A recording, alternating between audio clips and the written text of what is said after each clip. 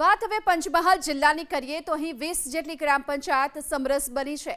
ઘોઘંબા તાલુકાની 6 ગ્રામ પંચાયત સમરસ જાહેર થઈ છે। શહેરા તાલુકાની કુલ 7 જેટલી ગ્રામ પંચાયતો છે જેમને સમરસ જાહેર કરાઈ।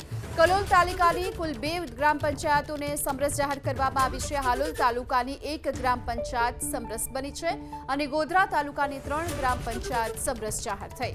ઘોઘંબાની કોઠારિયા શેરપુરા ગ્રામ પંચાયત, ઘોઘંબાની ઘોઘા અને કોઠારા ગ્રામ પંચાયતની સાથે મહાદેવિયા ગ્રામ પંચાયત, નરાપુરા ગ્રામ પંચાયત પણ સમરસ જાહેર થઈ।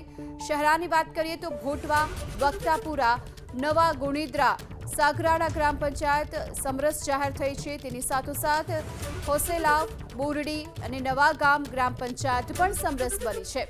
કાલોલની વાત કરીએ તો અહીં મલાવ ગ્રામ પંચાયત સમરસ બની છે, જ્યારે હાલોલની રામેસરા ગ્રામ પંચાયત સમરસ જાહેર થઈ। ગોધરાની ગવાસી, ભમરાના મુવાડા ગ્રામ પંચાયત પણ સમરસ બની છે, જ્યારે કે ગોધરાની નવી ધરી ગ્રામ પંચાયત પણ સમરસ જાહેર થઈ છે।